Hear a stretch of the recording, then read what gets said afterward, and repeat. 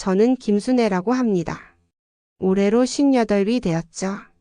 평생을 가사도우미로 살아왔습니다. 고된 일이었지만 그래도 성실하게 해왔어요. 어릴 적 부모님을 일찍 여의고 고아원에서 자랐거든요. 배움은 짧았지만 세상 살아가는 지혜만큼은 누구보다 많이 쌓았다고 자부합니다. 그날도 평범한 하루였어요. 새로운 집에 출근하는 날이었죠. 소개소에서 받은 주소를 보며 버스를 갈아탔습니다. 주소를 따라 찾아간 곳은 정말 엄청난 고급 저택이었어요. 담장도 높고 정원도 넓었습니다. 처음엔 잘못 온 줄 알았죠. 여기가 맞나요? 경비원에게 물어보니 맞다고 하더군요. 마음을 다잡고 정문을 들어섰습니다. 그런데 이상했어요. 걸어가는 길이 현관까지 이어지는 돌계단이 심지어 대문의 모양까지도 묘하게 익숙했습니다. 처음 와보는 곳인데 말이에요. 집 안으로 들어가니 더욱 놀랐습니다. 거실의 구조가, 계단의 위치가, 창문이 있는 방향까지도 제가 어릴 적 꿈에서 봤던 집과 똑같았어요. 아니, 꿈이 아니라 어떤 기억 같기도 했고요. 새로 오신 분이시군요. 뒤에서 차가운 목소리가 들렸습니다. 돌아보니 35 정도 되어 보이는 젊은 여성이 저를 위아래로 흘러보고 있었어요. 한눈에 봐도 교육받은 상류층이라는 게 느껴졌습니다. 네, 김순애입니다. 잘 부탁드립니다. 고개를 숙여 인사드렸지만 그분은 대꾸도 안 하고 그냥 지나갔어요. 나중에 알았지만 회장님의 며느리 정서영 씨였습니다. 첫날 일을 시작했는데 정말 신기한 일들이 계속 일어났어요. 부엌 찬장의 위치를 몰라서 헤매고 있었는데 손이 저절로 움직여서 정확한 곳을 찾아냈습니다. 청소도구가 어디 있는지도 누가 알려주지 않았는데 자연스럽게 찾아갔어요. 하루 종일 일하면서 이상한 기분에 사로잡혔습니다. 이 집의 모든 것이 낯설면서도 동시에 너무나 친숙했거든요. 마치 제가 원래 이 집에서 살았던 것처럼 말이에요. 저녁 무렵 거실을 청소하다가 벽에 걸린 커다란 가족 사진을 봤습니다. 정장을 입은 위험 있는 남성이 중앙에 서 있고 그 옆에는 우아한 여성이 서 있었어요. 그리고 그 아래쪽에는 어린 아이들의 사진들이 여러 장 걸려 있었습니다. 그런데 그 가족 사진을 보는 순간 갑자기 눈물이 왈칵 쏟아졌어요. 왜 그런지 모르겠는데 가슴이 먹먹해지면서 숨이 막혔습니다. 특히 중앙에 서 있는 그 남성의 얼굴을 보니 어딘가 익숙한 느낌이 들었어요. 왜 이러지? 처음 보는 사람들인데. 혼자 중얼거리면서 눈물을 닦았습니다. 그때 뒤에서 발걸음 소리가 들렸어요. 힘드시죠? 돌아보니 정장을 차려입은 남성이 서 있었습니다. 사진 속 그 남성이었어요. 박도현 회장님이었죠. 처음 실물로 뵈는 거였는데 생각보다 인상이 부드러웠습니다. 아, 죄송합니다.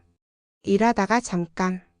황급히 고개를 숙였는데 회장님은 이상하게 저를 계속 쳐다보시더군요. 고생 많으셨습니다. 내일부터도 잘 부탁드려요. 그렇게 말씀하시고는 가시는데 저는 그 뒷모습을 보면서 또 이상한 감정에 휩싸였어요. 마치 아주 오래전부터 알고 지낸 사람을 보는 것 같은 느낌이었습니다. 그날 밤 집에 돌아와서도 잠이 안 왔어요. 머릿속에는 그 집의 모든 풍경이 맴돌았습니다. 특히 가족 사진을 볼 때 느꼈던 그 묘한 감정을 떨쳐낼 수가 없었어요. 저 집, 내가 태어난 집이랑 똑같아. 혼자 중얼거리면서도 말이 안 된다고 생각했습니다. 제가 태어난 집은 가난한 집이었을 텐데 어떻게 그런 고급 저택과 똑같을 수가 있겠어요? 하지만 그 느낌만큼은 확실했습니다. 이틀째 되는 날 저는 일찍 출근해서 집 구석구석을 더 자세히 살펴봤어요. 역시나 모든 것이 제가 꿈에서 봤던, 아니 어떤 기억 속에 있던 그 집과 똑같았습니다. 계단을 오르는 발걸음 소리, 복도의 길이, 심지어 창문에서 보이는 정원의 모습까지도요.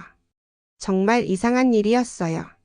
하지만 일은 해야 했으니까 마음을 가라앉히고 청소를 시작했습니다.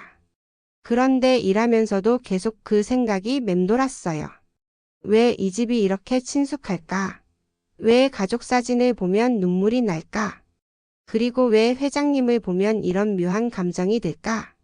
첫날의 궁금증은 점점 더 커져만 갔습니다. 이틀째가 되니 조금씩 집안 분위기를 파악할 수 있었어요. 회장님은 아침 일찍 나가셔서 늦게 들어오시고 며느리인 정서영 씨는 집에 있으면서 저를 무시하듯 대했습니다. 아줌마 이것도 못하세요? 전에 하던 분은 훨씬 빨랐는데 사사건건 지적질을 하시더군요. 처음이니까 서툴 수도 있다고 생각했는데 정서영 씨는 그런 걸 고려해 주지 않았어요. 그날 오후 거실을 청소하다가 벽 한쪽에 걸린 영정을 발견했습니다. 곱게 차려입은 중년 여성의 사진이었는데 아래쪽에는 박영순이라고 적혀 있었어요. 회장님의 어머니 영정이었죠. 그런데 그 사진을 보는 순간 또 이상한 일이 일어났습니다. 가슴이 뭉클해지면서 눈물이 핑 돌았어요. 처음 보는 분인데 왜 이렇게 친밀감이 느껴지는 거죠? 저분이 내 엄마였다면 좋았을 텐데. 무의식적으로 그런 생각이 들었어요. 사진 속 여성의 얼굴에는 따뜻함이 묻어 있었거든요. 고아원에서 자란 저에게는 늘 부러운 모습이었죠. 그때 뒤에서 발소리가 들렸어요. 돌아보니 회장님이 서 계셨습니다. 집에 일찍 들어오신 모양이었어요. 어머니 영정을 보고 계시는군요. 회장님의 목소리에는 그리움이 묻어 있었습니다. 죄송합니다. 청소하다가. 황급히 고개를 숙였는데 회장님은 제 옆으로 다가와서 영정을 함께 바라보셨어요. 참 자상하신 분이셨어요. 누구든지 따뜻하게 맞아주시는 분이었죠. 회장님의 말씀을 들으면서 저도 모르게 고개를 끄덕였어요. 정말 그런 분 같았거든요. 사진만 봐도 알 수 있었어요. 혹시 어머니를 닮으신 분이 계신가요? 갑자기 회장님이 물어보셨어요. 왜 그런 질문을 하시는지 모르겠지만 저는 솔직하게 대답했습니다. 저는 고아원에서 자라서 친부모님을 모릅니다. 그러자 회장님의 얼굴에 묘한 표정이 스쳤어요. 뭔가 생각에 잠기시는 것 같았죠. 그렇군요. 죄송합니다. 회장님은 그렇게 말씀하시고는 자리를 떠나셨어요. 하지만 가시면서 한 번 더 저를 돌아보시더군요. 그 눈빛이 참 이상했어요. 마치 저를 어디서 본 것 같다는 듯한 눈빛이었어요. 저녁 준비를 하면서도 계속 그 일이 생각났습니다. 왜 회장님이 어머니를 닮은 사람이 있냐고 물어보셨을까요? 그리고 왜 제가 고아라고 하니까 그런 표정을 지으셨을까요? 며느리 정서영 씨가 저녁 식사 준비를 재촉했어요. 아줌마 빨리 좀 해요. 회장님이 오시잖아요. 목소리에 짜증이 섞여 있었어요. 저는 더 서둘러서 음식을 준비했습니다. 저녁 식사 시간에 회장님 가족이 모였어요. 회장님과 며느리 그리고 회장님의 아들분도 오셨더군요. 저는 음식을 나르면서 조용히 서빙을 했습니다. 그런데 이상한 일이 또 일어났어요. 회장님이 자꾸 저를 힐끔힐끔 보시는 거예요. 처음엔 제가 잘못 일하는 게 있나 싶어서 더 조심했는데 그런 시선이 아니었어요. 음식 정말 맛있네요. 회장님이 갑자기 말씀하셨어요. 며느리가 놀란 듯 쳐다봤죠. 아버님 그냥 가사도우미가 한 건데요. 정서영 씨의 말에 나의 선 기운이 느껴졌어요. 하지만 회장님은 신경 쓰지 않으시는 것 같았습니다. 맛있는 건 맛있는 거죠. 손맛이 좋으신 것 같아요. 그렇게 말씀하시면서 저를 보시는 회장님의 눈빛이 참 따뜻했어요. 오랜만에 느끼는 온기였습니다. 식사가 끝나고 설거지를 하는데 정서영 씨가 부엌으로 들어왔어요. 아줌마 앞으로 조심하세요. 아버님한테 괜한 관심 끌지 마시고요. 무슨 뜻인지 모르겠다고 하니까 정서영 씨는 차가운 미소를 지었어요. 모르는 척하지 마세요. 아버님이 당신에게 관심 보이는 거 봤어요. 그런 거 기대하지 마시고 그냥 조용히 일만 하세요. 그 말을 듣고 기가 막혔어요. 저는 그냥 성실하게 일했을 뿐인데 무슨 딴 마음이 있다고 생각하시는 거예요? 저는 그런 마음 전혀 없습니다. 그냥 열심히 일하려고요. 그럼 됐고요. 알아서 하세요. 정서영 씨는 그렇게 말하고 나가버렸어요. 저는 속이 상했지만 참았습니다. 이런 일은 다른 집에서도 종종 있었거든요. 그런데 그날 밤 회장님이 부엌으로 오셨어요. 물을 드시려고 오신 모양이었는데 저는 늦게까지 남아서 내일 아침 준비를 하고 있었어요. 아직도 일하고 계시네요. 고생 많으십니다. 괜찮습니다. 금방 끝나요. 회장님은 물을 드시면서 저를 지켜보셨어요. 그러다가 갑자기 물어보셨습니다. 순애 씨는 어디서 태어나셨어요? 갑작스러운 질문에 당황했지만 대답했어요. 잘 모릅니다. 고아원에서 자라서. 혹시 어릴 때 기억나는 것 없나요? 집이나 가족 같은 거 말이에요. 왜 그런 걸 물어보시는지 모르겠지만 저는 솔직하게 말씀드렸어요. 가끔 꿈에서 보는 집이 있어요. 큰 집이었는데. 그런데 이상하게 이 집과 너무 비슷해요. 그 말을 듣고 회장님의 얼굴이 확 굳어졌어요. 한참 동안 저를 빤히 보시더니 조용히 말씀하셨습니다. 저 눈빛. 어디서 본 것 같지? 그리고는 더 이상 아무 말씀 안 하시고 방으로 들어가셨어요. 저는 그 자리에 멍하니 서 있었습니다. 뭔가 중요한 일이 일어나고 있는 것 같은데 무엇인지 알 수가 없었어요. 그날 밤 집에 돌아가서도 잠이 안 왔습니다. 회장님의 마지막 말씀이 계속 머릿속을 맴돌았어요. 저 눈빛을 어디서 봤다니 대체 무슨 뜻일까요? 거울을 보면서 제 얼굴을 유심히 살펴봤어요. 평범한 중년 여성의 얼굴이었죠. 특별할 게 없는 얼굴인데 회장님은 왜 그런 말씀을 하셨을까요? 잠들기 전까지 그 의문은 풀리지 않았습니다. 셋째 날이 되자 저는 좀 더 용기를 내어 집 안을 자세히 살펴보기로 했어요. 청소를 핑계로 여기저기 둘러보았죠. 그러다가 지하에 있는 창고를 발견했습니다. 여기는 청소 안 해도 되나요? 정서영 씨에게 물어보니까 그냥 대충 하라고 하더군요. 별로 중요하지 않은 곳인 모양이었어요. 창고 문을 열고 들어가니 먼지가 가득했어요. 오래된 가구들과 상자들이 쌓여 있었습니다. 천천히 정리하면서 둘러보는데 구석에 낡은 나무 상자가 하나 있었어요.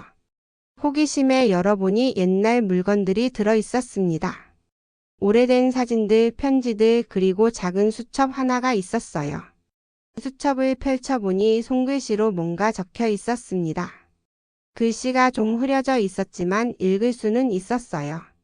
1967년 12월 15일 쌍둥이 딸 출산. 큰 아이 순자, 작은 아이 순애. 그 글을 보는 순간 머리가 하얘졌어요. 제 이름이 거기 적혀 있었거든요. 그것도 쌍둥이라고 했는데 저는 쌍둥이가 아니에요. 적어도 그렇게 알고 있었죠. 손이 떨려서 수첩을 제대로 잡을 수가 없었어요. 다시 한 번 더 자세히 봤지만 분명히 순애라고 적혀 있었습니다. 내 이름. 왜 여기 있는 거지? 혼자 중얼거리면서 뒤 페이지를 넘겨봤어요. 그러니까 더 놀라운 내용이 적혀 있었습니다. 순자는 집에서 키우고 순애는 사정상 다른 곳에 맡기기로 함. 다른 곳에 맡긴다는 게 무슨 뜻일까요? 설마 고아원에 보냈다는 뜻인가요? 더 뒤를 넘겨보니 또 다른 기록이 있었어요. 순애 고아원 입소. 앞으로는 순자만 우리 딸로 키우기로. 그 순간 온몸이 얼어붙는 느낌이었어요. 설마 제가 이 집에서 태어난 아이란 말인가요? 그럼 회장님이 제 오빠란 말인가요? 아니에요. 말이 안 돼요. 수많은 순애가 있을 텐데 하필 저일 리는 없잖아요. 그냥 우연의 일치일 거예요. 하지만 생년월일까지 확인해보니 제가 태어난 날과 정확히 일치했어요. 1967년 12월 15일. 제가 고아원에서 들은 제 생일과 똑같았습니다. 급히 수첩을 덮고 원래 자리에 두었어요. 너무 놀라서 일을 제대로 할 수가 없었거든요. 머릿속이 온통 복잡했습니다. 설마 정말 제가 이 집에서 태어난 건가요? 그럼 저를 버린 사람들이 바로 이 집 사람들이란 말인가요? 회장님이 제 친오빠고 제가 지금 친정집에서 가사도우미 일을 하고 있다는 건가요? 상상만 해도 어이가 없었어요. 그런데 한편으로는 모든 게 설명이 되는 것 같기도 했어요. 왜 이 집이 친숙했는지, 왜 가족 사진을 보면 눈물이 났는지, 왜 회장님이 저를 이상하게 보셨는지. 그날 오후 회장님이 일찍 들어오셨어요. 평소보다 기분이 좋아 보이셨죠? 저는 거실을 청소하고 있었는데 회장님이 소파에 앉으셔서 신문을 보시더군요. 순애 씨, 잠깐 이리 와 보세요. 갑자기 부르시길래 가봤어요. 오늘 하루는 어떠셨어요? 일이 힘들지 않으신가요? 왜 갑자기 이런 걸 물어보시는지 모르겠지만 정중하게 대답했어요. 괜찮습니다. 일하는 건 익숙해요.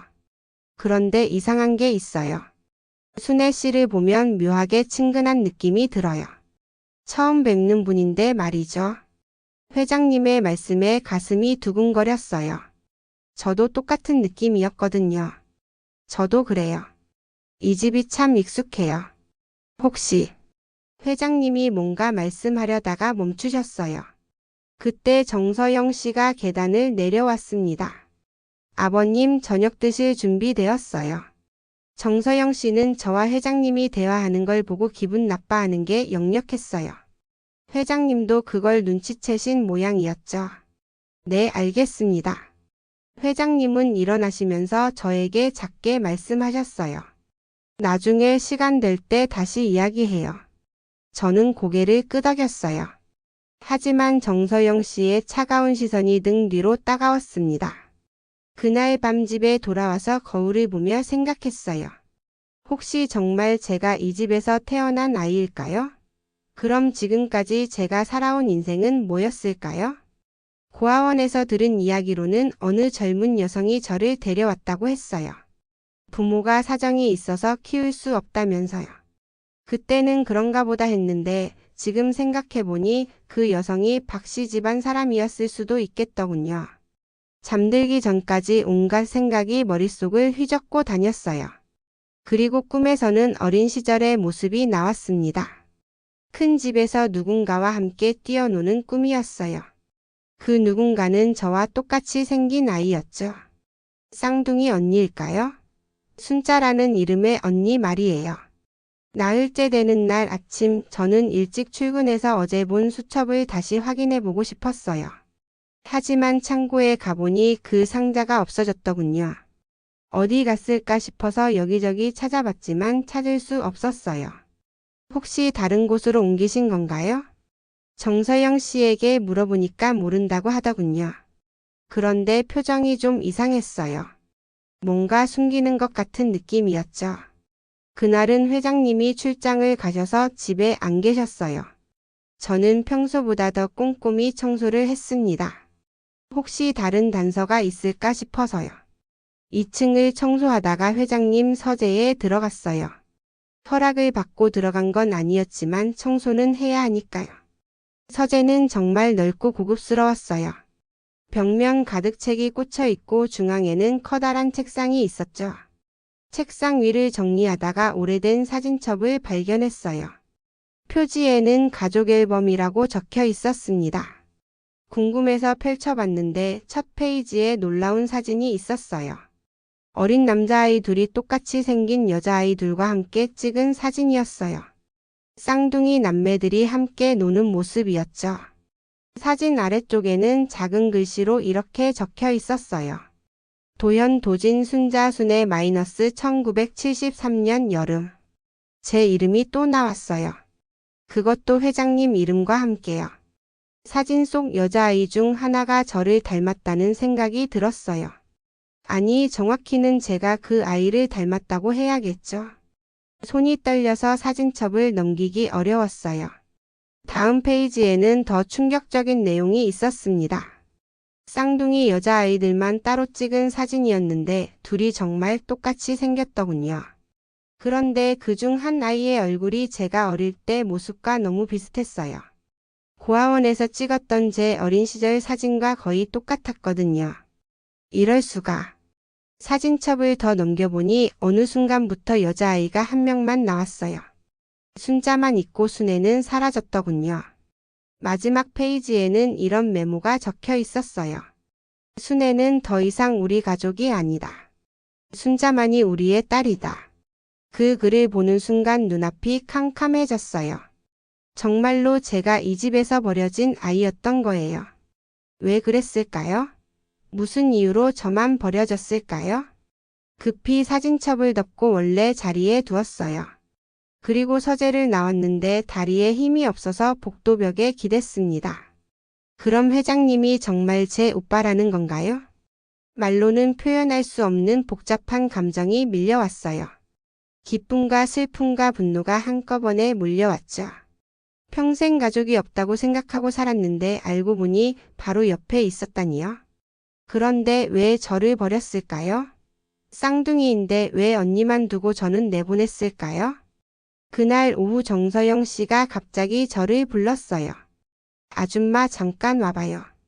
따라가 보니 거실에서 기다리고 있었어요.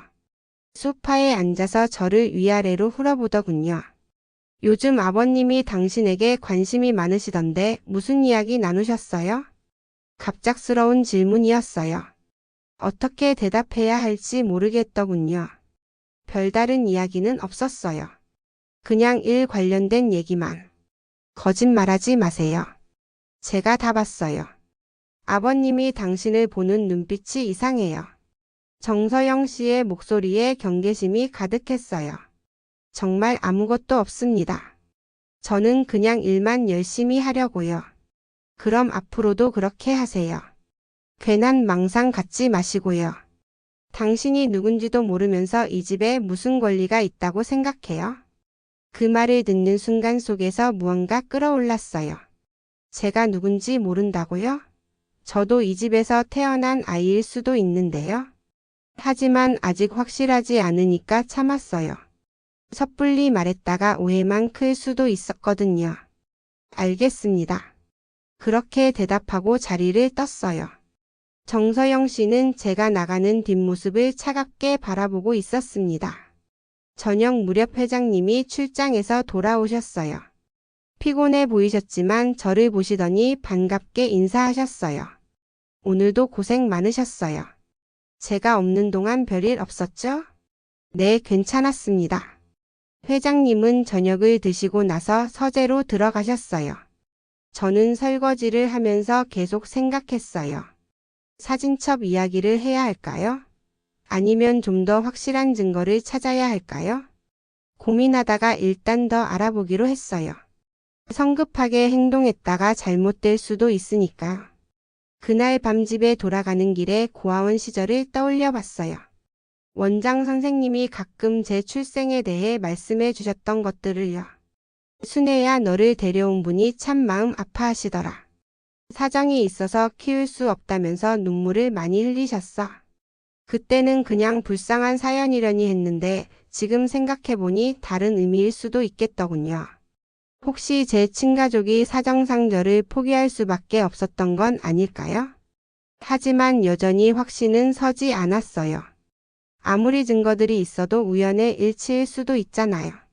좀 더 확실한 것을 찾아야 했습니다. 그날 밤 잠들기 전에 거울을 보면서 제 얼굴을 자세히 살펴봤어요. 코의 모양, 눈의 형태, 입술 라인. 사진에서 본 회장님의 어린 시절 모습과 비교해봤죠. 닮은 구석이 있는 것 같기도 하고 아닌 것 같기도 했어요. 확실한 건 알 수 없었습니다. 내일은 좀 더 자세히 알아봐야겠다고 생각하면서 잠들었어요. 다섯째 날 저는 용기를 내어 회장님께 직접 물어보기로 했어요. 더 이상 혼자 끙끙 앓고 있을 수는 없었거든요. 회장님이 아침 식사를 마치고 회사에 가시기 전에 말씀드렸어요. 회장님, 죄송하지만 질문이 하나 있어요. 네, 말씀해 보세요. 혹시 회장님께 여동생이 계셨나요? 갑작스러운 질문에 회장님의 얼굴이 굳어졌어요. 한참 동안 저를 빤히 보시더니 조용히 대답하셨습니다. 왜 그런 걸 물어보시죠? 어제 청소하다가 우연히 옛날 수첩을 봤는데 거기에 제 이름과 똑같은 이름이 적혀 있었어요. 회장님의 표정이 더욱 심각해졌어요. 뭔가 큰 비밀을 건드린 것 같았죠. 그 수첩을 어디서 봤죠? 창고에 있던 상자 안에서요. 순자순의 쌍둥이라고 적혀 있었어요. 회장님은 한참 동안 말이 없으셨어요. 그러다가 깊은 한숨을 쉬시며 말씀하셨습니다. 그 얘기는 나중에 시간을 내서 자세히 해드릴게요. 지금은 회사에 가야 해서요. 그렇게 말씀하시고는 급히 나가셨어요. 뭔가 중요한 걸 숨기고 계신다는 걸 알 수 있었어요. 그날 오후 정서영 씨가 또 저를 불렀어요. 이번엔 표정이 더욱 차가웠어요. 아줌마 아버님한테 무슨 말씀 드렸어요? 별 말씀 안 드렸는데요. 거짓말하지 마세요. 아버님이 회사 가시면서 굉장히 심각해 보이셨어요. 분명히 당신이 뭔가 말씀드린 거죠? 정서영 씨는 저를 의심의 눈초리로 바라봤어요. 저는 정말 별 말씀 안 드렸어요. 그냥 가족 얘기 조금. 가족 얘기요? 당신이 무슨 자격으로 우리 가족 얘기를 해요? 목소리가 점점 높아졌어요. 저는 더 이상 참을 수가 없었습니다. 저도 이 집과 관련이 있을 수도 있어요. 그 말이 나오자마자 후회했어요. 너무 성급했던 것 같았거든요. 뭐라고요? 지금 무슨 말도 안 되는 소리를 하는 거예요? 정서영 씨의 얼굴이 새빨갛게 달아올랐어요. 죄송해요. 제가 실수했어요. 실수가 아니라 정신이 나간 거 아니에요? 당신이 우리 집과 무슨 관련이 있다고요? 가사도우미 주제에 망상도 정도가 있어야죠. 그때 현관문이 열리는 소리가 들렸어요. 회장님이 돌아오신 모양이었어요. 정서영 씨는 급히 목소리를 낮췄지만 여전히 화가 나 있었습니다. 이 얘기는 나중에 다시 하죠. 하지만 기억해 두세요. 당신 같은 사람이 우리 가족에게 피해 주는 일 없게 조심하라고요. 회장님이 거실로 들어오시자 정서영 씨는 언제 그랬냐는 듯 웃으며 인사했어요. 아버님 일찍 오셨네요. 응, 일이 빨리 끝나서. 회장님은 저를 보시더니 조용히 말씀하셨어요. 순애 씨 잠깐 서재로 오시겠어요? 정서영 씨의 표정이 굳어졌지만 회장님은 신경 쓰지 않으셨어요. 서재에서 회장님이 문을 닫으시고 저에게 앉으라고 하셨어요. 그리고는 책상 서랍에서 뭔가를 꺼내셨습니다. 바로 어제 제가 본 그 수첩이었어요. 이것 때문에 물어보신 거죠? 네. 사실 저도 오랫동안 궁금했던 일이에요. 어릴 때부터 여동생이 있었다는 얘기를 들었거든요. 하지만 어디 갔는지 살아있는지도 몰랐어요. 회장님의 목소리에 그리움이 묻어 있었어요. 혹시 정말 제가 아직은 확실하지 않아요. 하지만 가능성은 있죠. 당신의 생년월일, 이름 그리고 회장님이 저를 자세히 보시더니 말씀하셨어요. 당신을 보면 어머니가 생각나요. 특히 눈빛이 똑같아요. 그 말을 듣고 가슴이 뭉클해졌어요. 어머니를 닮았다니 평생 들어보지 못한 말이었거든요. 하지만 섣불리 결론 내리면 안 돼요. 좀 더 확실한 증거가 필요하죠. 회장님 말씀이 맞았어요. 아무리 정황이 맞아도 확실한 건 아니니까요. 일단 이 일은 우리끼리만 알고 있어요. 다른 사람들한테는 말하지 마세요. 네, 알겠습니다. 서재를 나오면서 마음이 복잡했어요. 한편으로는 가족을 찾을 수도 있다는 희망이 생겼고, 다른 한편으로는 왜 버려졌을까 하는 원망도 들었어요. 그날 밤 정서영 씨가 제 방까지 찾아왔어요. 아니, 제가 사는 곳까지 찾아온 거예요. 아줌마 진짜 심각하게 경고하는 거예요. 갑자기 왜 이러세요? 당신이 무슨 생각하는지 다 알아요. 혹시 회장님 가족인 척하려는 거 아니에요? 정서영 씨의 눈에 도끼가 서려 있었어요. 그런 게 아니에요. 정말로 관련이 있을 수도. 있을 리 없어요. 당신 같은 사람이 우리 가족일 리 없다고요. 목소리가 점점 커졌어요. 이웃들이 나올까봐 걱정됐지만 정서영 씨는 신경 안 쓰는 것 같았어요. 만약에 당신이 계속 이런 식으로 나온다면 제가 가만히 있지 않을 거예요. 알겠어요? 그렇게 위협하고는 가버렸어요. 저는 그 자리에 멍하니 서 있었습니다. 왜 이렇게까지 반대하는 걸까요? 설령 제가 회장님의 가족이라고 해도 정서영 씨한테 피해가 되는 건 아닌데 말이에요. 아, 혹시 재산 문제 때문일까요? 갑자기 가족이 나타나면 상속받을 몫이 줄어들까봐 걱정하는 건가요? 그렇다면 정서영 씨의 반응을 이해할 수 있었어요. 하지만 저는 재산 같은 건 바라지도 않았는데 말이에요. 그냥 가족이 있다는 것만으로도 충분했거든요. 그날 밤 잠들기 전에 결심했어요. 좀 더 확실한 증거를 찾아서 진실을 밝혀보겠다고요.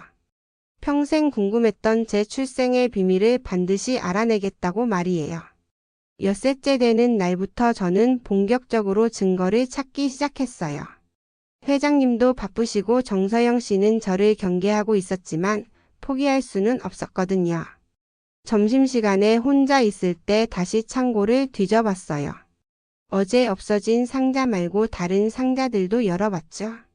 그러다가 구석에 숨겨진 작은 금고를 발견했어요. 금고에는 자물쇠가 채워져 있었지만 오래된 거라 그런지 조금 흔들리더군요. 도구함에서 스크루드라이버를 가져와서 조심스럽게 열어봤어요. 안에는 중요해 보이는 서류들이 들어 있었어요. 대부분 회사 관련 서류였지만 그 중에서 눈에 띄는 게 하나 있었습니다. 임양 파기 신청서라고 적힌 서류였어요. 내용을 읽어보니 충격적이었어요. 1967년에 태어난 쌍둥이 중 한 명을 임양 보냈다가 3개월 후에 임양을 파기했다는 내용이었거든요. 그리고 그 아이를 고아원에 맡겼다고 되어 있었어요. 임양 파기 사유는 가정사정상이라고만 적혀 있었어요. 구체적인 이유는 나와 있지 않았지만 결국 저를 원하지 않았다는 뜻이겠죠. 서류 맨 아래쪽에는 아버지의 서명이 있었어요. 박영철. 회장님의 아버지 이름이었죠. 그 순간 모든 게 명확해졌어요. 제가 정말로 이 집에서 태어난 아이였고 어떤 이유로 버려진 거였어요. 쌍둥이 언니인 순자는 집에 남고 저만 고아원으로 간 거였죠. 하지만 왜 그랬을까요? 똑같은 쌍둥이인데 왜 저만 버렸을까요? 혹시 제가 병이 있었나요? 아니면 다른 이유가 있었을까요? 서류를 다시 금고에 넣고 조심스럽게 닫았어요. 너무 충격적인 내용이라 당장 회장님께 말씀드리기가 어려웠거든요. 그날 오후 회장님이 일찍 들어오셨어요. 얼굴이 피곤해 보이셨지만 저를 보시더니 작게 미소 지으셨어요. 오늘도 고생 많으셨어요. 네, 괜찮아요. 회장님은 거실 소파에 앉으셔서 신문을 보기 시작하셨어요. 저는 옆에서 정리를 하면서 어떻게 말을 꺼낼까 고민했습니다. 회장님. 네? 혹시 시간 되실 때 중요한 말씀 드릴 게 있어요. 회장님이 신문을 내려놓으시고 저를 보셨어요. 지금 하세요. 여기서는 좀. 혹시 서재에서 이야기할 수 있을까요? 회장님은 제 표정을 보시더니 고개를 끄덕이셨어요. 뭔가 심각한 일이라는 걸 알아채신 모양이었죠. 서재로 들어가서 문을 닫으니 갑자기 긴장됐어요. 평생 품고 살았던 궁금증을 해결할 수도 있는 순간이었거든요. 회장님, 저는 정말로 회장님의 여동생일까요? 직접적으로 물어봤어요. 더 이상 돌려서 말할 기분이 아니었거든요. 회장님은 한참 동안 저를 바라보시더니 깊은 한숨을 쉬셨어요. 사실, 저도 그 가능성을 생각하고 있었어요. 정말요? 어릴 때부터 부모님께 여동생이 있었다는 얘기를 들었거든요. 하지만 왜 없어졌는지 어디 갔는지는 모르고 자랐어요. 회장님의 말씀을 들으니 가슴이 두근거렸어요. 당신을 처음 봤을 때부터 이상했어요. 어딘가 낯익은 느낌이 들었거든요. 특히 눈빛이. 저도 그랬어요. 이 집에 오자마자 묘하게 친숙한 느낌이 들었어요. 하지만 확실한 증거가 있어야 하죠. 회장님이 책상 서랍을 열어서 뭔가를 꺼내셨어요. 오래된 사진이었어요. 이걸 보세요. 사진을 받아서 봤는데 깜짝 놀랐어요. 어린 여자아이 둘이 찍은 사진이었는데 그중 한 아이가 저와 똑같이 생겼었거든요. 이게 순자하고 순애예요. 제 쌍둥이 여동생들이죠. 그럼 정말로 아직 확실하지는 않아요. 하지만 가능성이 높죠. 그때 갑자기 서재 문이 벌컥 열렸어요. 정서영 씨였어요. 아버님 무슨 이야기를 그렇게 심각하게 하세요? 정서영 씨가 들어오면서 제 손에 든 사진을 봤어요. 얼굴이 확 굳어지더군요. 이건 뭐죠? 서영아, 나중에 설명해 줄게. 아니에요. 지금 설명해 주세요. 도대체 무슨 일인지 모르겠어요. 정서영 씨의 목소리가 떨리고 있었어요. 뭔가 큰일이 벌어진다는 걸 직감한 모양이었죠. 회장님은 한참 고민하시더니 입을 열으셨어요. 순애 씨가 제 여동생일 가능성이 있어요. 네? 그게 무슨... 정서영 씨가 말을 잇지 못했어요. 너무 놀란 모양이었죠. 아직 확실하지는 않지만 여러 정황상 그럴 가능성이 높아요. 말도 안 돼요. 어떻게 가사도우미가 갑자기 아버님 여동생이 될 수 있어요? 정서영 씨가 소리를 질렀어요. 하지만 회장님은 침착하게 대답하셨습니다. 세상에는 이상한 일들이 많이 일어나죠. 운명이라고 할 수도 있고요. 그날 저녁은 정말 어색했어요. 저녁 식사 시간에 아무도 말을 안 했거든요. 정서영 씨는 계속 저를 노려보고 있었고 회장님은 생각에 잠겨 계셨어요. 저는 평소처럼 서빙을 했지만 마음이 편하지 않았어요. 이런 상황을 만든 게 제 잘못 같아서요. 식사 후에 정서영 씨가 저를 따로 불렀어요. 아줌마, 제발 정신 차리세요. 당신이 정말로 아버님 여동생이라고 생각해요? 저도 잘 모르겠어요. 하지만 증거들이... 증거요? 그런 건 얼마든지 조작할 수 있어요. 혹시 당신이 미리 알아보고 온 거 아니에요? 그런 의심까지 받을 줄은 몰랐어요. 정서영 씨는 정말로 제가 어떤 음모를 꾸미고 있다고 생각하는 모양이었어요. 그런 게 아니에요. 저는 정말 몰랐어요. 믿을 수 없어요. 하지만 경고는 했으니까 알아서 하세요. 그렇게 말하고 가버렸어요. 저는 그날 밤 잠을 이룰 수 없었습니다. 과연 제가 올바른 길을 가고 있는 건지 확신이 서지 않았거든요. 일주일째 되는 날 상황이 급변했어요. 아침에 출근했는데 정서영 씨가 경찰을 불러놨더군요. 이 사람이 우리 집 물건을 훔쳤어요. 갑작스러운 누명에 어리둥절했어요. 뭘 훔쳤다는 거예요? 서재에 있던 중요한 서류들이 없어졌어요. 당신 말고 누가 들어갔겠어요? 정서영 씨는 확신에 찬 목소리로 말했어요. 하지만 저는 아무것도 훔치지 않았어요. 저는 그런 거 안 했어요. 청소만 했을 뿐이에요. 변명하지 마세요. 증거도 있어요. 정서영 씨가 제 청소 가방을 뒤지더니 서류 봉투를 꺼냈어요. 제가 넣은 적도 없는 건데 어떻게 들어있는 거죠? 이게 뭐예요? 경찰관이 서류를 확인해 보더니 저를 의심스럽게 바라봤어요. 부인, 이걸 왜 가져가셨죠? 저는 정말 모르겠어요. 누군가 제 가방에 넣은 것 같아요. 하지만 누가 믿어주겠어요? 상황이 너무 불리했어요. 그때 회장님이 들어오셨어요. 상황을 보시더니 깜짝 놀라셨죠. 무슨 일입니까? 아버님, 이 사람이 서재에서 중요한 서류를 훔쳤어요. 정서영 씨가 급히 설명했어요. 회장님은 저를 보시더니 조용히 물어보셨습니다. 순애 씨, 정말 그런 일이 있었나요? 아니에요. 저는 그런 일 안 했어요. 눈물이 날 것 같았지만 참았어요. 억울하다고 울면 더 의심받을 것 같았거든요. 회장님은 한참 생각하시더니 경찰관에게 말씀하셨어요. 죄송합니다. 가족 간의 오해였던 것 같아요. 더 이상 문제 없으니 돌아가 주세요. 하지만 아버님, 정서영 씨가 반대했지만 회장님은 단호하셨어요. 내가 결정할 일이에요. 경찰이 가고 나서 정서영 씨가 화를 냈어요. 아버님, 왜 이래요? 증거가 있는데 왜 그냥 보내세요? 서영아, 이건 내가 조작한 거지? 회장님의 목소리가 차가웠어요. 정서영 씨의 얼굴이 새하얘졌죠. 조작이라니 무슨 말씀이세요? 순애 씨가 서재에서 뭘 가져갔는지 내가 다 알고 있어. 그 서류들은 내가 따로 보관하고 있었거든. 정서영 씨가 할 말을 잃었어요. 계획이 들통난 거였죠. 왜 이런 짓을 했어? 저는 그냥. 정서영 씨가 말을 더듬었어요. 그러다가 갑자기 울음을 터뜨렸습니다. 무서웠어요. 갑자기 가족이 나타날까봐, 제 자리가 없어질까봐. 그제야 정서영 씨의 마음을 이해할 수 있었어요. 이 집에서의 자신의 위치가 흔들릴까봐 두려웠던 거였죠. 회장님은 한숨을 쉬시며 말씀하셨어요. 서영아, 가족이라는 건 빼앗는 게 아니야. 나누는 거지. 그날 저녁 회장님이 저를 서재로 부르셨어요. 순애 씨, 오늘 일은 정말 죄송했어요. 괜찮아요.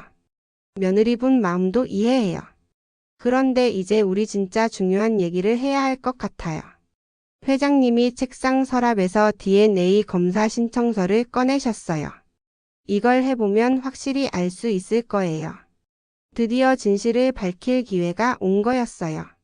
무서우면서도 기대됐습니다. 네, 해보죠. 그렇게 대답했지만 가슴이 떨렸어요. 만약 정말 가족이라면 어떻게 될까요? 그리고 만약 아니라면요? 어떤 결과가 나오든 받아들일 준비는 되어 있었어요. 평생 궁금했던 일이니까요. 그날 밤 집에 돌아와서 고아원 시절을 떠올려 봤어요. 혹시 제가 놓친 단서가 있을까 싶어서요. 그러다가 갑자기 생각난 게 있었어요. 제 목에 걸린 작은 목걸이였어요. 고아원에 올 때부터 가지고 있던 유일한 물건이었죠. 원장님이 이건 내 부모가 남긴 거라고 하셨던 기억이 났어요. 집에 와서 목걸이를 자세히 살펴봤어요. 작은 금 십자가 목걸이였는데 뒷면에 뭔가 새겨져 있었어요. P, Y, S. 영어 이니셜이 새겨져 있었어요. 혹시 이게 단서가 될까요? P, Y, S. 박영순. 회장님 어머니의 이니셜과 똑같았어요. 이제 확신이 들기 시작했어요. 너무 많은 우연이 겹칠 수는 없잖아요. 분명히 저는 이 집에서 태어난 아이였고 이 목걸이는 어머니가 저에게 남겨준 마지막 선물이었을 거예요. 내일 회장님께 이 목걸이를 보여드려야겠다고 생각했어요. 이제 진실이 밝혀질 때가 온 것 같았습니다. 그 다음 날 아침 저는 목걸이를 목에 걸고 출근했어요. 평소에는 5단에 숨겨두었는데 그날은 일부러 밖으로 나오게 했죠. 회장님이 아침 식사를 하시는데 제가 음식을 나르다가 일부러 목걸이가 보이게 했어요. 회장님이 그걸 보시더니 갑자기 숟가락을 떨어뜨리셨어요. 그 목걸이. 네? 어디서 난 거예요? 회장님의 목소리가 떨리고 있었어요. 고아원에 올 때부터 가지고 있던 거예요. 원장님이 제 부모님이 남겨주신 거라고 하셨어요. 회장님이 자리에서 일어나시더니 제게 다가왔어요. 그리고 조심스럽게 목걸이를 들어서 뒷면을 보셨죠. P, Y, S. 네, 뭔가 새겨져 있어요. 박영순. 우리 어머니 이름이에요. 그 순간 회장님의 눈에 눈물이 맺혔어요. 저도 가슴이 뭉클해져서 눈물이 핑 돌았죠. 어머니가 직접 만들어주신 목걸이예요. 딸들에게 주려고 2개를 만드셨는데. 2개요? 네, 똑같은 걸 2개 만드셨어요. 하나는 순자가 가지고 있고 하나는. 회장님이 말을 잇지 못하셨어요. 하지만 저는 알 수 있었어요. 나머지 하나가 바로 제가 가진 목걸이라는 걸요. 정서영 씨가 뒤에서 모든 걸 듣고 있었어요. 얼굴이 창백해져서 말 한마디도 못하고 있었죠. 그럼 정말로 제가. 네, 당신이 제 여동생 순애가 맞는 것 같아요. 회장님이 확신에 찬 목소리로 말씀하셨어요. 그리고는 갑자기 제 손을 잡으셨죠. 미안해요, 순애야. 정말 미안해. 평생 들어보지 못한 말이었어요. 가족이 제 이름을 불러주는 소리였거든요. 오빠. 그 한마디가 나오자마자 눈물이 왈칵 쏟아졌어요. 회장님도 울고 계셨어요. 50년 넘게 헤어져 있던 남매가 다시 만난 순간이었죠. 어떻게 이런 일이? 정서영 씨가 혼자 중얼거렸어요. 아직도 믿기지 않는다는 표정이었죠. 그날 회장님은 회사에 가지 않으셨어요. 저와 함께 과거 이야기를 나누셨거든요. 사실 부모님이 돌아가시기 전에 말씀해 주셨어요. 여동생이 있었는데 어려운 사정으로 다른 곳에 보냈다고. 어떤 사정이었나요? 그때 집안에 큰 위기가 있었어요. 사업이 어려워져서 파산 직전까지 갔었거든요. 아이 둘을 다 키울 형편이 안 됐던 거죠. 회장님의 설명을 들으니 조금 이해가 됐어요. 그때는 지금처럼 부자가 아니었던 거였죠. 하지만 왜 저만 보냈을까요? 순자 언니는 왜 남겨뒀을까요? 그건 사실 순자가 몸이 약했어요. 태어날 때부터 병원에 자주 다녀야 했거든요. 그래서 부모님이 순자는 집에서 돌보고 건강한 당신은 좋은 가정에 입양 보내려고 했던 거예요. 그랬구나 싶었어요. 저를 버린 게 아니라 더 좋은 환경에서 키우려고 했던 거였네요. 그런데 입양이 성사되지 않아서 결국 고아원에. 네, 그렇게 된 거예요. 부모님도 얼마나 마음 아파하셨는지 몰라요. 회장님의 목소리에 죄책감이 묻어 있었어요. 그날 오후 정서영 씨가 저를 찾아왔어요. 아침과는 달리 표정이 많이 누그러져 있었어요. 순애 씨. 아니, 이제 뭐라고 불러야 할지 모르겠네요. 그냥 순애라고 불러주세요. 받기는 제가 너무 했어요. 죄송해요. 갑작스러운 사과에 당황했어요. 괜찮아요. 저도 이해해요. 사실 무서웠어요. 갑자기 가족이 나타나면 제 입지가 어떻게 될지. 정서영 씨의 솔직한 마음을 들으니 오히려 마음이 편해졌어요. 저는 아무것도 바라지 않아요. 그냥 가족이 있다는 것만으로도 충분해요. 정말요? 네, 정말이에요. 그제야 정서영 씨가 안도의 표정을 지었어요. 그날 저녁 식사는 분위기가 완전히 달랐어요. 회장님이 저를 가족 식탁에 앉히셨거든요. 이제부터 순애는 우리 가족이에요. 회장님의 선언에 모든 게 달라졌어요. 더 이상 가사도우미가 아니라 가족의 일원이 된 거였죠. 하지만 아직 해결되지 않은 문제가 있었어요. 다른 가족들, 특히 회장님의 아들분들은 이 사실을 받아들일까? 그리고 세상 사람들은 어떻게 생각할까요? 갑자기 나타난 가사도우미가 재벌 회장의 여동생이라니 믿기 어려운 이야기죠. 하지만 그때는 그런 걱정보다 기쁨이 더 컸어요. 평생 찾던 가족을 드디어 만났으니까요. 며칠 후 회장님이 가족회의를 열었어요. 아들들과 며느리들을 모두 불러서 제 정체를 밝히셨죠. 순애가 내 여동생이에요. 오랫동안 헤어져 있었는데 이렇게 만나게 됐어요. 처음에는 모두들 믿지 못했어요. 당연한 반응이었죠. 아버지 정말요? 어떻게 확신하세요? 큰아들이 물어봤어요. DNA 검사 결과가 나왔어요. 99.9% 일치해요. 그 말을 듣고 모두들 놀랐어요. 이제는 의심할 여지가 없었거든요. 그럼 고모님이시네요. 둘째 아들이 저에게 인사했어요. 고모라는 호칭을 듣는 게 너무 신기했어요. 하지만 모든 가족이 환영한 건 아니었어요. 몇몇 사람들은 여전히 의심스러워했죠.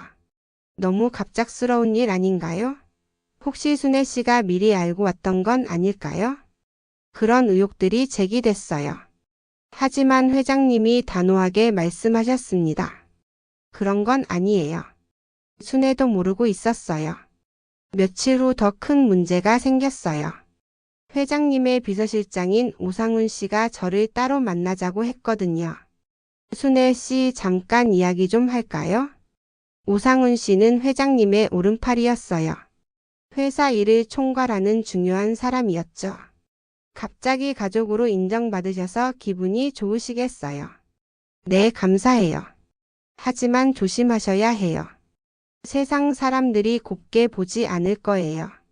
무슨 뜻인지 물어보니까 오상훈 씨가 신문을 보여줬어요. 재벌 회장의 숨겨진 여동생 가사 도우미로 일하다 발견. 벌써 언론에 알려진 거였어요. 그것도 자극적인 제목으로요. 누가 언론에 알렸을까요? 글쎄요. 하지만 이제 세상이 다 알게 됐으니까 조심하셔야 해요. 혹시 당신을 이용하려는 사람들이 나타날 수도 있어요. 오상훈 씨의 말에 일리가 있었어요. 하지만 왜인지 그 사람이 저를 위해서 말하는 것 같지는 않았어요. 제가 뭘 조심해야 하나요? 우선 언론 인터뷰는 절대 하지 마세요. 그리고 회장님 일에 개입하려고 하지도 마시고요. 저는 그럴 생각 없어요. 정말로요? 갑자기 재벌 가문의 일원이 되셨는데 욕심이 안 날까요? 오상훈 씨의 말에 기분이 나빠졌어요. 저를 뭘로 보는 거죠? 저는 돈이나 지위 같은 건 바라지 않아요. 그냥 가족이 있다는 것만으로 충분해요. 그럼 좋고요. 하지만 다른 사람들은 그렇게 생각하지 않을 거예요. 오상훈 씨가 가면서 마지막으로 한 말이 인상적이었어요. 조심하세요. 이 세계는 당신이 생각하는 것보다 복잡해요. 그게 무슨 뜻인지 그때는 몰랐어요. 하지만 나중에 알게 됐죠. 그날 밤 회장님이 저를 따로 부르셨어요. 순애야, 혹시 누군가 당신에게 이상한 말 안 했어? 오상훈 비서실장님이 조심하라고 하셨어요.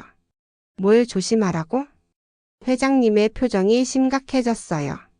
언론이나 다른 사람들을 조심하라고요. 그래, 상훈이 말이 맞아. 앞으로 조심해야 해. 하지만 회장님의 표정에는 다른 걱정이 서려 있는 것 같았어요. 뭔가 더 큰 문제가 있는 걸까요? 그날 밤 잠들기 전에 생각해 봤어요. 가족을 찾은 건 기쁘지만 앞으로 해결해야 할 문제들이 많을 것 같았어요.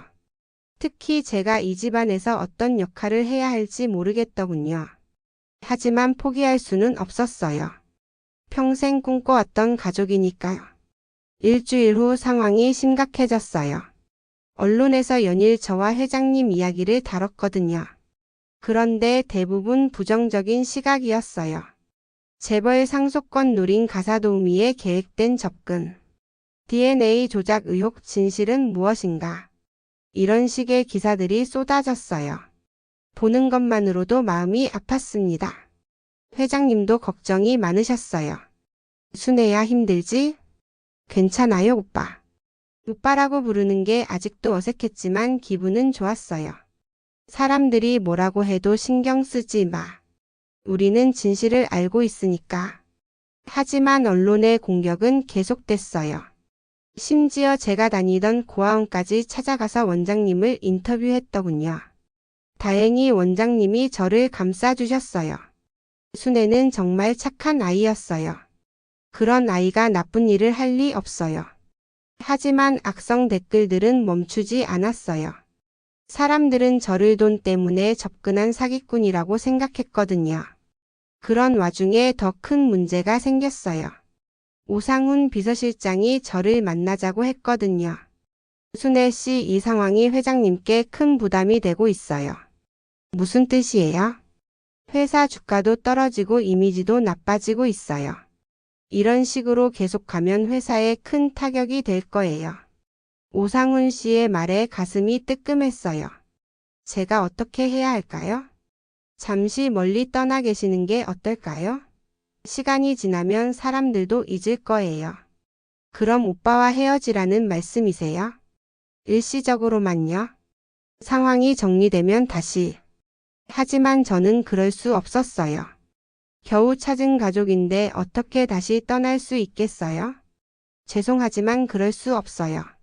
그럼 회장님이 계속 고생하셔도 상관없다는 말씀이세요? 오상훈 씨의 말에 죄책감이 들었어요. 정말로 쟤 때문에 오빠가 고생하고 있는 건가요? 그날 밤 회장님께 말씀드렸어요. 오빠, 제가 멀리 떠날까요? 쟤 때문에 오빠가 고생하는 것 같아서. 무슨 소리야? 절대 안 돼. 회장님이 단호하게 말씀하셨어요. 우리가 겨우 만났는데 왜 또 헤어져야 해? 다른 사람들이 뭐라고 하든 상관없어. 하지만 회사의 피해가 회사보다 가족이 더 중요해. 회장님의 말씀에 눈물이 났어요. 저를 이렇게까지 생각해 주시다니요. 하지만 마음 한구석으로는 여전히 걱정됐어요. 정말로 제가 이 가족에게 도움이 되는 걸까요? 아니면 짐이 되는 걸까요? 그날 밤 정서영 씨가 제 방에 찾아왔어요. 순애 씨, 솔직히 말해요. 정말 아무것도 바라지 않아요? 네, 정말이에요. 그럼 저 좀 도와주세요. 갑작스러운 부탁이었어요. 뭘 도와드릴까요? 아버님이 요즘 회사 일보다 당신 일에만 신경 쓰세요. 중요한 결정들을 미루고 계시거든요. 그런 줄 몰랐어요. 제 때문에 회장님이 일에 소홀해지고 계신 거였나요? 제가 어떻게 하면 될까요? 아버님께 회사 일에 집중하시라고 말씀드려 주세요. 당신 말이면 들으실 거예요. 정서영 씨의 부탁을 들어드리기로 했어요. 정말로 회장님이 저 때문에 일에 지장을 받고 있다면 안 되니까. 하지만 이상한 건 오상훈 비서실장이 자꾸 저를 견제하려고 한다는 거였어요. 왜 그럴까요? 제가 회사 일에 관심도 없는데 말이에요. 나중에 알았지만 오상훈 씨는 회장님이 은퇴하면 자신이 회사를 이어받으려고 했었어요. 그런데 갑자기 제가 나타나니까 계획에 차질이 생긴 거였죠. 물론 저는 그런 거 전혀 모르고 있었어요. 그냥 가족으로 인정받은 것만으로도 감사했거든요. 한 달이 지나자 언론의 관심도 조금씩 줄어들었어요. 하지만 완전히 사라진 건 아니었죠. 가끔씩 기자들이 집 앞에서 기다리고 있었거든요. 그런 어느 날 회장님이 갑자기 기자회견을 열겠다고 발표하셨어요. 이제 정식으로 발표할 때가 된 것 같아. 정말 괜찮을까요? 괜찮아. 숨길 이유가 없잖아. 기자회견 날이 되자 정말 많은 기자들이 몰려왔어요. 저는 회장님 옆에 서서 떨리는 마음으로 기다렸습니다. 오늘 여러분께 중요한 발표를 하려고 합니다. 회장님이 마이크 앞에 서서 말씀하기 시작하셨어요. 제 옆에 계신 분은 김순애 씨입니다. 그리고 저의 여동생이기도 해요. 기자들이 웅성거렸어요. 예상했던 발표였지만 직접 들으니 또 다른 느낌이었나 봐요. 50년 전 어려운 가정 사정으로 헤어지게 됐는데 운명적으로 다시 만나게 됐습니다. 회장님 정말 확실한 건가요? 한 기자가 질문했어요. DNA 검사로 확인했습니다. 의심의 여지가 없어요. 그럼 상속권은 어떻게 되나요? 역시 사람들의 관심은 거기에 있었나 봐요. 그런 건 아직 논의하지 않았어요. 중요한 건 가족을 찾았다는 거죠. 회장님의 대답이 당당했어요. 기자회견이 끝나고 집에 돌아오니 정서영 씨가 기다리고 있었어요. 고생하셨어요. 예전과는 완전히 달라진 태도였어요. 이제 진짜 가족이 된 것 같네요. 네, 그런 것 같아요. 그날 저녁 가족 식사 자리에서 회장님이 말씀하셨어요. 이제 순애도 정식으로 우리 가족 일원이니까 집에서 일할 필요 없어. 아니에요. 저는 일하는 게 좋아요. 그래도 이제는 가족이잖아. 하지만 저는 일하는 게 편했어요. 평생 일해왔던 습관이었거든요. 그럼 집안일 말고 다른 일을 해봐. 회사에서 적당한 자리를 만들어 줄게. 아니에요, 오빠. 저는 지금이 좋아요. 사실 제가 바라던 건 화려한 삶이 아니었어요. 그냥 가족과 함께 평범하게 사는 거였죠. 그런데 며칠 후 또 다른 문제가 생겼어요. 회장님의 형님 되시는 분이 갑자기 찾아온 거예요. 도현아, 이게 무슨 일이야? 박도진 씨였어요. 회장님보다 4살 위인 형님이셨죠. 형님, 오랜만이에요. 오랜만이긴. 신문에서 봤어. 순애가 살아있다고? 박도진 씨도 저를 기억하고 계시는 모양이었어요. 네, 맞아요. 이분이 순애예요. 제가 인사를 드리니까 박도진 씨가 저를 유심히 보시더군요.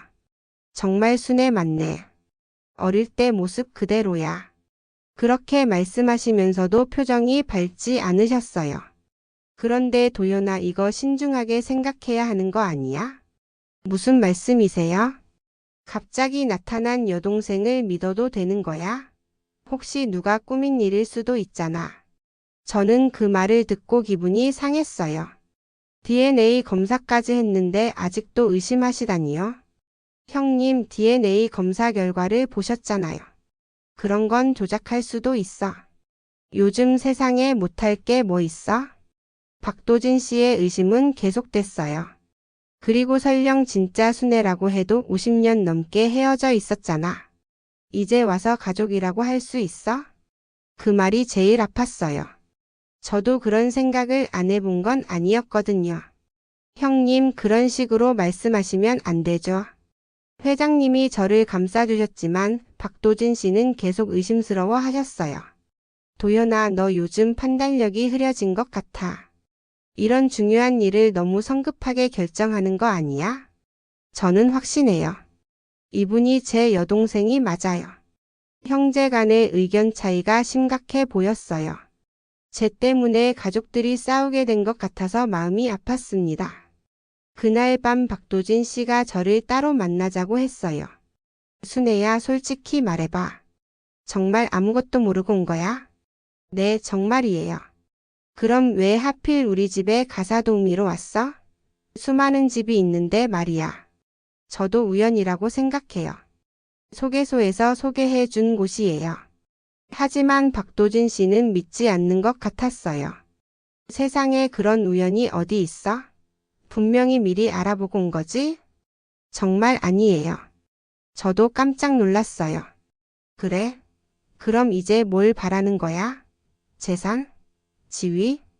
아무것도 바라지 않아요. 그냥 가족이 있다는 것만으로도 충분해요. 박도진 씨가 씁쓸하게 웃으셨어요. 나이브하네. 이 세상에 공짜는 없어. 분명히 뭔가 바라는 게 있을 텐데. 그런 식으로 의심받는 게 너무 속상했어요. 하지만 박도진 씨 입장에서는 당연한 반응일 수도 있겠더군요. 며칠 후 더 큰 문제가 터졌어요. 누군가 언론에 가짜 정보를 흘린 거예요. 순애 씨 과거 사채업체 근무 이력 있어. 재벌가 접근 위한 치밀한 계획이었나. 완전히 거짓말이었어요. 저는 사채업체에서 일한 적이 없었거든요. 하지만 기사가 나가자 사람들은 믿기 시작했어요. 회장님이 화를 내셨어요. 이런 가짜 뉴스를 누가 퍼뜨린 거야? 법무팀에서 조사해보니 오상훈 비서실장과 연관이 있다는 정황이 나왔어요. 상훈이가 왜 이런 짓을? 회장님이 직접 오상훈 씨를 불러서 따졌어요. 정말 당신이 한 일입니까? 회장님, 오해입니다. 저는 그런 일 안 했어요. 하지만 증거들이 계속 나왔어요. 오상훈 씨가 기자들과 만난 기록, 돈을 준 내역까지 모두 드러났죠. 왜 이런 짓을 했어? 회장님이 실망한 목소리로 물어보셨어요. 회장님을 위해서였어요. 저 여자 때문에 회사가 위험해지고 있잖아요. 그건 당신이 판단할 일이 아니야. 하지만 회장님이 제정신이 아니세요. 갑자기 나타난 여자를 무작정 믿다니. 오상훈 씨가 본성을 드러내기 시작했어요. 사실 말하자면 저도 이 회사의 공신이에요. 회장님보다 회사를 더 잘 알고 있다고요. 그제야 오상훈 씨의 진짜 속마음이 드러났어요. 회장님 자리를 노리고 있었던 거였죠. 당신은 오늘부로 해고야. 해고요? 제가 이 회사를 위해 얼마나. 나가. 회장님의 단호한 명령에 오상훈 씨는 결국 회사를 떠나야 했어요. 하지만 그 사람이 뿌린 가짜 뉴스 때문에 저는 더욱 힘들어졌어요. 사람들이 저를 사기꾼으로 보기 시작했거든요. 길을 걸어도 손가락질 받고 마트에 가도 수군거리는 소리가 들렸어요. 저 사람이 그 사기꾼이래. 정말 뻔뻔하게도 나다녀. 너무 힘들었지만 참았어요. 회장님에게 더 이상 걱정 끼치고 싶지 않았거든요. 그런데 어느 날 정서영 씨가 갑자기 제 앞에 무릎을 꿇었어요. 순애 씨, 저 좀 도와주세요. 갑자기 왜 그러세요? 남편이 이번 일로 너무 스트레스 받아서 쓰러졌어요. 병원에 입원했거든요. 회장님의 큰아들이 입원했다는 소리였어요. 의사가 그래요. 정신적 충격이 너무 커서 회복하려면 시간이 걸린다고. 정서영 씨가 눈물을 흘리며 말했어요. 제가 어떻게 도와드릴까요? 아버님께 말씀드려 주세요. 이 상황을 정리해야 한다고요. 가족들이 더 이상 고통받지 않게 해야 한다고요. 정서영 씨의 부탁을 들으니 죄책감이 밀려왔어요. 정말로 쟤 때문에 이 가족들이 고생하고 있는 거였어요. 그날 밤 회장님께 말씀드렸어요. 오빠, 제가 잠시 멀리 떠날까요? 또 그런 소리야? 절대 안 된다고 했잖아. 하지만 가족들이 너무 힘들어해요. 조카도 입원하고. 그건 상황이 정리되면 괜찮아질 거야. 회장님은 여전히 단호하셨어요. 하지만 저는 더 이상 견딜 수가 없었어요. 그 다음 날 저는 중요한 결정을 했어요. 고아원 원장님을 찾아간 거예요. 혹시 제 출생에 대해 더 자세한 이야기를 들을 수 있을까 싶어서요. 원장님은 이제 80이 넘으셨지만 정신이 또렷하셨어요. 순애야, 힘들지? 네, 좀 그래요. 사실 너에 대해 말해주지 못한 이야기가 있어. 무슨 이야기요? 너를 데려온 사람이 누구인지 알아. 원장님의 말씀에 깜짝 놀랐어요. 누구세요? 박씨 집안의 첫째 며느리였어. 지금의 회장님 어머니가 아니라 그 위 세대 며느리 말이야. 그럼 회장님 어머니가 아니라? 응, 회장님 할머니 뻘 되는 분이 너를 데려왔어. 완전히 새로운 정보였어요. 그분이 너를 데려오면서 그러시더라. 집안 사정이 복잡해서 한 아이는 포기할 수밖에 없다고. 그런데 너무 마음 아프다고 눈물을 많이 흘리셨어. 왜 저만 포기했을까요? 그건 사실 순자가 먼저 태어났거든. 30분 정도 빨리. 그래서 그 아이를 큰딸로 여기고 너는. 원장님이 말을 잊지 못하셨어요. 제가 둘째라서 포기한 거예요. 그런 건 아니고. 그때는 아들을 우대하는 시대였잖아. 딸이 둘이면 하나는 다른 집으로 보내는 경우가 많았어. 그제야 모든 게 이해됐어요. 제가 특별히 나빠서 버려진 게 아니라 그냥 시대적 한계 때문이었던 거예요. 하지만 너를 데려온 분이 이것도 주고 갔어. 원장님이 오래된 편지를 꺼내셨어요. 이걸 순애가 다 자라면 주라고 하셨는데 그때는 너무 어려서 못 줬거든. 지금이라도 늦지 않았을 것 같아. 편지를 받아서 열어봤는데 한자로 쓰인 글씨였어요. 읽기 어려웠지만 대충 내용은 알 수 있었어요. 순애야, 미안하다. 너를 이렇게 보내는 게 얼마나 마음 아픈지 모른다. 하지만 어쩔 수 없는 사정이 있단다. 언젠가 다시 만날 수 있기를 바란다. 편지를 읽으면서 눈물이 났어요. 저를 버린 게 아니라 어쩔 수 없는 선택이었던 거네요. 그날 집에 돌아와서 회장님께 편지를 보여드렸어요. 이게 뭐야? 할머니가 저를 고아원에 보내면서 남긴 편지예요. 회장님이 편지를 읽으시더니 눈물을 흘리셨어요. 할머니가 얼마나 마음 아파하셨을지. 이제 모든 게 이해돼요. 저를 미워서 버린 게 아니었어요. 그날 밤 회장님과 어린 시절 어머니 사진 앞에서 함께 울었어요. 50년 넘게 헤어져 있던 남매가 드디어 진정으로 화해하는 순간이었죠. 순애야, 이제 정말 우리 가족이야. 네, 오빠. 그 순간 모든 오해와 갈등이 사라졌어요. 저희는 진짜 가족이 된 거예요. 다음 날부터 상황이 완전히 달라졌어요. 회장님이 모든 가족을 모아놓고 공식적으로 선언하신 거예요. 순애는 이제 우리 가족의 정식 구성원이야. 누구든지 순애를 함부로 대하는 사람은 나와 상대하게 될 거야. 그 선언 이후 가족들의 태도가 180도 바뀌었어요. 특히 정서영 씨가 가장 많이 변했죠. 고모님, 앞으로 잘 부탁드려요. 고모님이라고 부르는 게 어색하긴 했지만 기분은 좋았어요. 저도 잘 부탁드려요. 그리고 정서영 씨라고 불러도 돼요. 아니에요. 예의는 지켜야죠. 며칠 후 회장님의 큰 아들도 병원에서 퇴원했어요. 많이 회복된 모습이었죠. 고모 그동안 고생 많으셨어요. 괜찮아요. 이해해요. 앞으로는 정말 가족처럼 지내요. 이제 정말로 모든 가족이 저를 받아들여 주었어요. 하지만 여전히 해결되지 않은 문제가 있었어요. 세간의 시선이었죠. 아직도 많은 사람들이 저를 의심스럽게 바라봤거든요. 그런 어느 날 회장님이 또 다른 기자회견을 열었어요. 오늘은 특별한 손님을 모셨습니다. 회장님 옆에 할머니 한 분이 앉아 계셨어요. 바로 고아원 원장님이셨죠. 이분은 순애가 다녔던 고아원의 원장님입니다. 50년 전 상황을 직접 목격하신 분이죠. 원장님이 마이크 앞에서 당시 상황을 자세히 설명해 주셨어요. 순애는 정말 착한 아이였어요. 그런 아이가 나쁜 마음을 가질 리 없어요.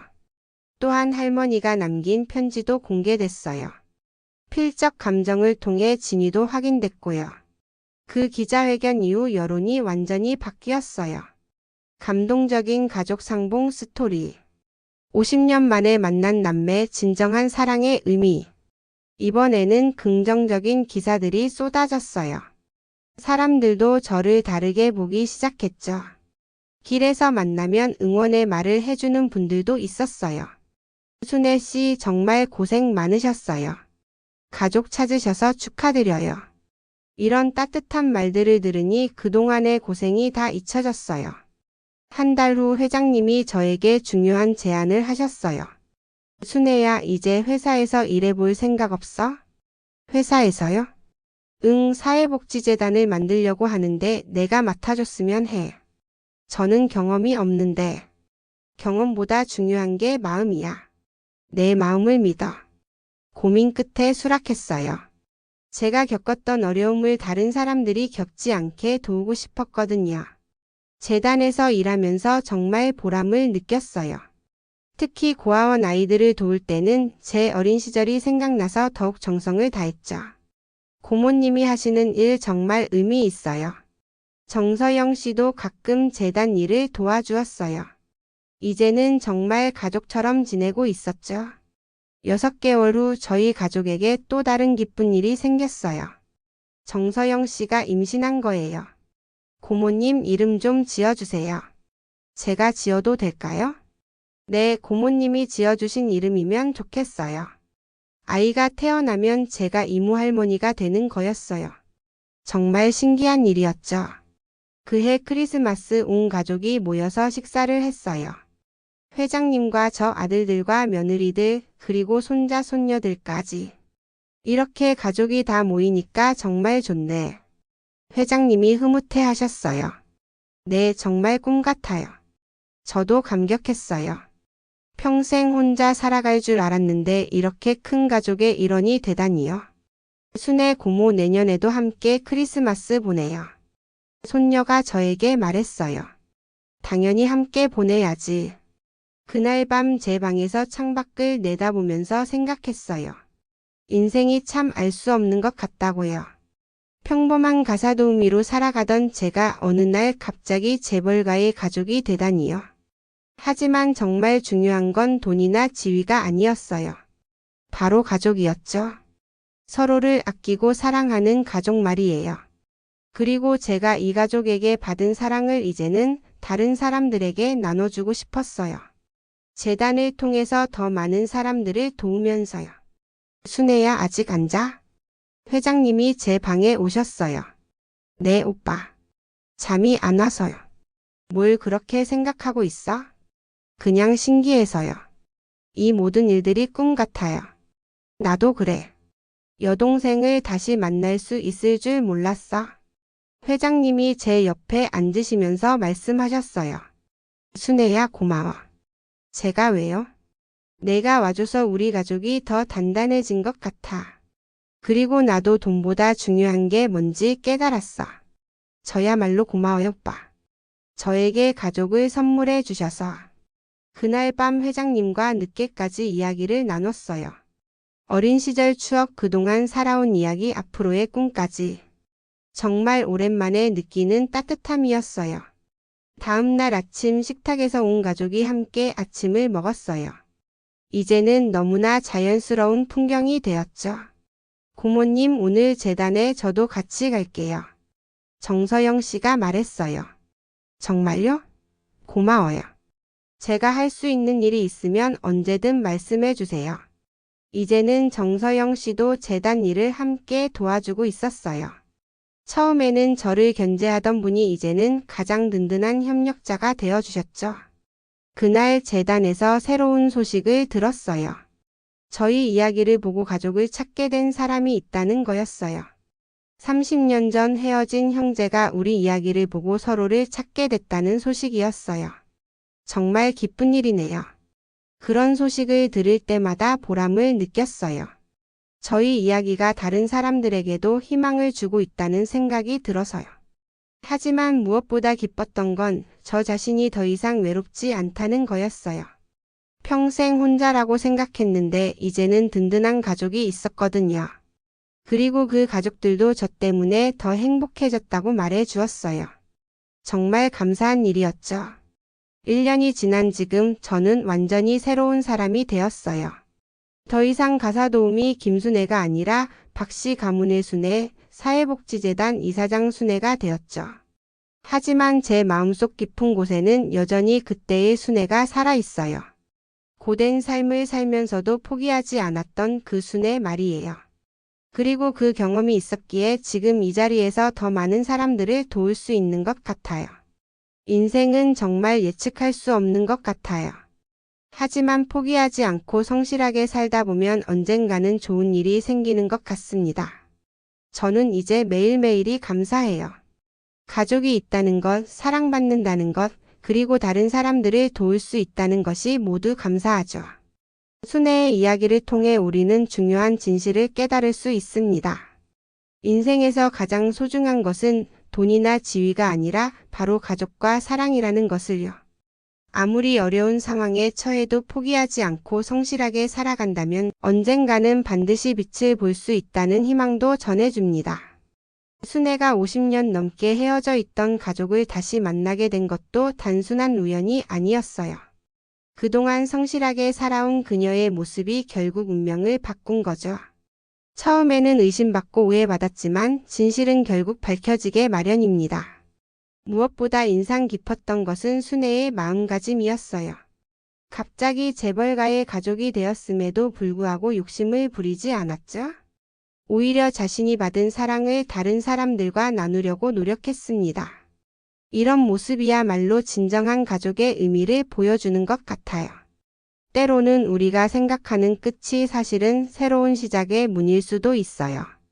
순애에게도 가사도우미로 일하는 것이 끝이 아니라 가족을 찾는 새로운 시작이었던 것처럼 말이에요. 여러분도 힘든 시간을 보내고 계신다면 기억해 주세요. 지금의 어려움이 영원하지 않다는 것을, 그리고 성실하게 살아간다면 반드시 좋은 일이 기다리고 있다는 것을 말이에요. 순애처럼 포기하지 않는다면 분명 더 아름다운 내일을 만나게 될 거예요. 오늘 이야기는 여기서 마무리되지만 우리 모두의 진짜 이야기는 지금부터 시작일지도 모르겠네요. 여러분은 어떻게 생각하시나요? 댓글로 여러분의 생각을 들려주시고 구독과 좋아요로 응원의 마음을 전해주세요. 다음에도 더욱 감동적인 이야기로 찾아뵙겠습니다.